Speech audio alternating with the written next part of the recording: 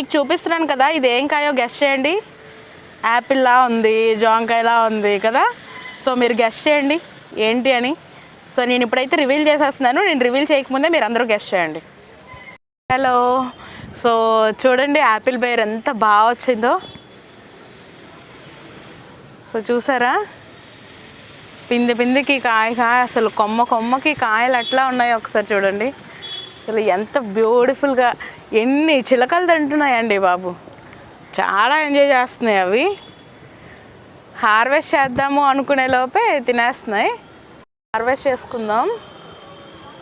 Apple bear పట్టుకుంటే వచ్చేసింది. Friends, Apple bear అయితే మనం హార్వెస్ట్ చేసుకున్నాము. చాలా బాగుంది, నాకైతే చాలా నచ్చింది.